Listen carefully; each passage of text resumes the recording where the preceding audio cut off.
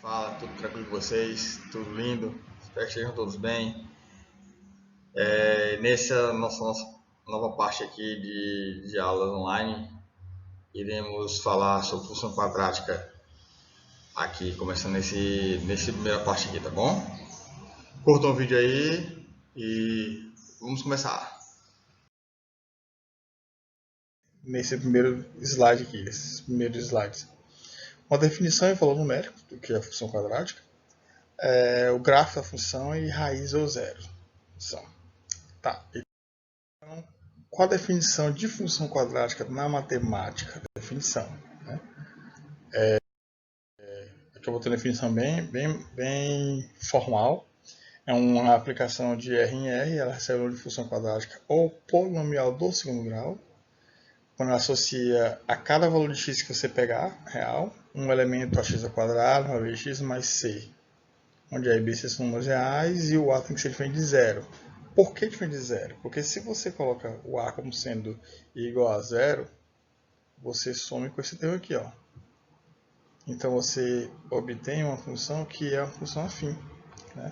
Então é por isso que o a ele tem que ser obrigatoriamente diferente de zero.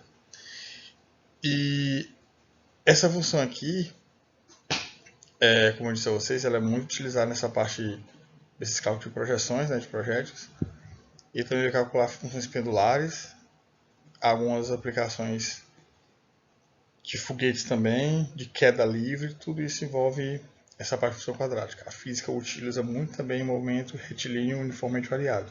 Tá? O movimento do espaço lá é dado por uma função quadrática. E eu coloquei aqui 6 exemplos das mais variadas funções. E ao lado eu coloquei um tópico muito importante, um item muito interessante, que é você saber calcular e saber identificar os seus coeficientes. Né? No primeiro item, eu tenho o coeficiente A, que é junto com x2, como sendo 1, coeficiente B, que é junto com x, sendo menos 3, e o coeficiente C, que é independente, sendo mais 2. Esses coeficientes que vocês vão ter que, porventura, vão ter que saber identificá-los. Esses coeficientes aqui, eles são fundamentais para você conseguir determinar a posição do gráfico da função quadrática, determinar como é que ele se comporta, onde ele toca o eixo x, onde é que ele toca o eixo y. E isso, para as questões do Enem, é muito importante você ter essa noção, porque você consegue fazer a questão um pouco mais rápida, um pouco mais rapidez, né? E aí eu botei o item 2, 3, 4, 5, 6, aí para você encontrar os seus coeficientes, perceba que o coeficiente A sempre é o número junto com o x ao quadrado. Coeficiente B, sempre o número junto com o x. E o C é o que está independente. Beleza? De posse disso, aí eu botei um exemplo de função de valor numérico. Olha aí, eu peguei a função f de x igual a x ao quadrado mais 2. E aí se eu substituir x por menos 1, ou seja, eu estou encontrando qual é o valor de f qual é o valor de f quando x for igual a menos 1, qual é o valor de f quando x for igual a 0 e qual é o valor de f quando x for igual a 3, que é esses três casos aqui. Né? E aí basta substituir, basta trocar o x pelos valores que você encontrar. Daí fica fácil de fazer. Vira só a expressão numérica, resolve primeiro as potências. Menos 1 ao quadrado, 1, mais 2, 3, é o primeiro caso. Segundo caso, 0 ao quadrado, 0, mais 2, 2. E terceiro caso, 3 ao quadrado, não é 6, pelo amor de Deus, 9. 9 mais 2, 11. Feito isso.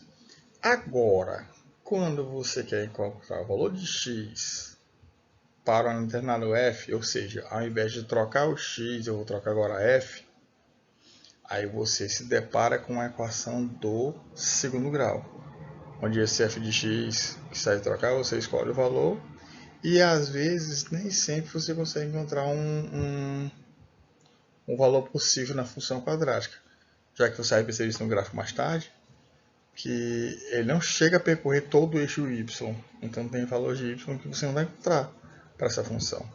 Se você por acaso pegar esse f de x igual a zero, Aí você monta uma equação do segundo grau que o valor do x dessa equação vai te dar o próximo tópico do nosso, que é as raízes. Já isso, as raízes.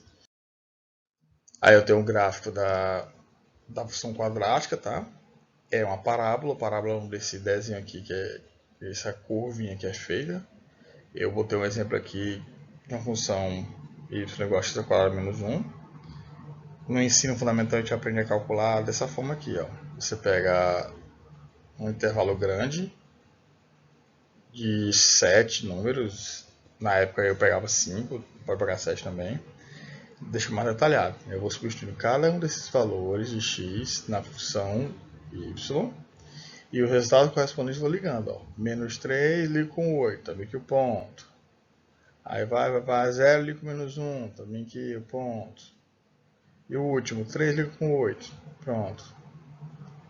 E aí faz o desenho do gráfico. Percebe que essa abertura, que nós chamamos de concavidade, ela está voltada para cima. Por quê? Porque o termo A, o coeficiente A da equação, ele é positivo. Se ele fosse negativo, você teria a concavidade voltada para baixo. E esse menos 1 aqui, ó, que é o valor do C, é o valor onde a função toca o eixo vertical. Sempre o C é isso. O valor de C ele vai tocar o eixo vertical. E o B aqui não é zero? B é zero. Quando o B for zero, quer dizer que no gráfico ele vai ser cortado ao meio pelo eixo Y, como esse caso aqui. Ele não vai estar nem para a esquerda, nem para a direita. Ele vai estar exatamente no meio do plano cartesiano.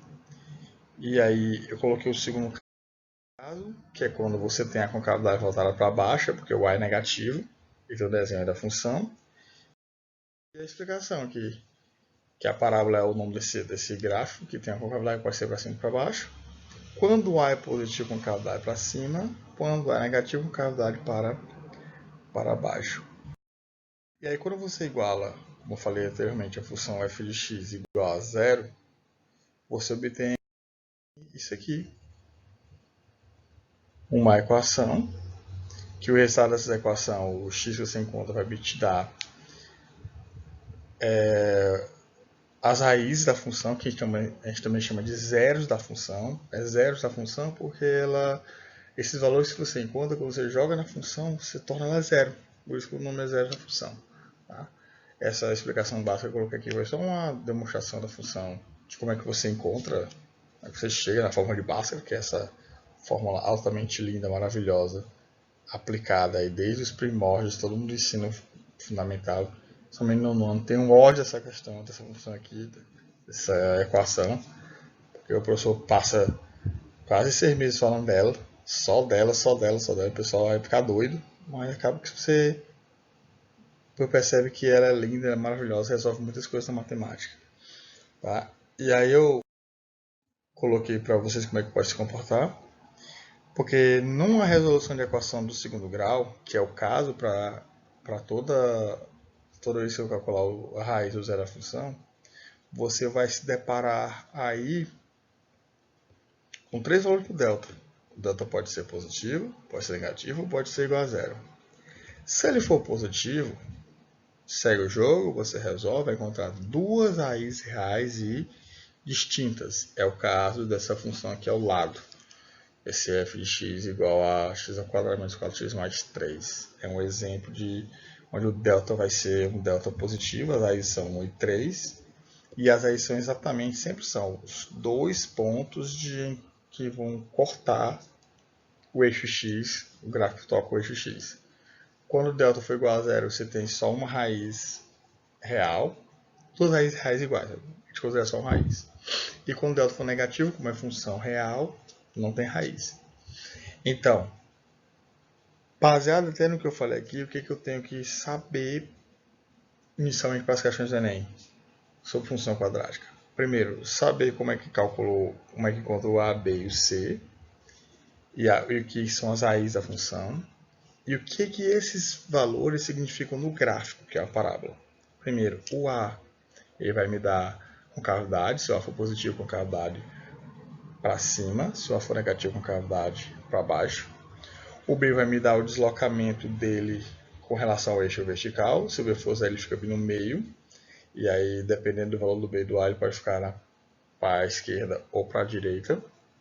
O C vai me indicar o ponto exatamente onde ele toca o eixo vertical. Percebe que ó, o C não vale 3?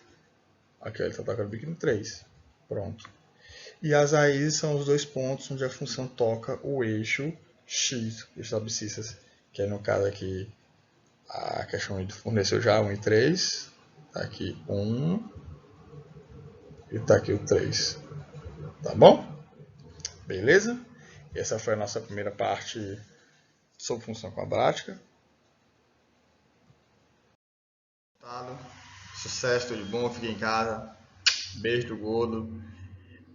E até mais. Vamos aí à nossa segunda parte de função quadrática. Valeu!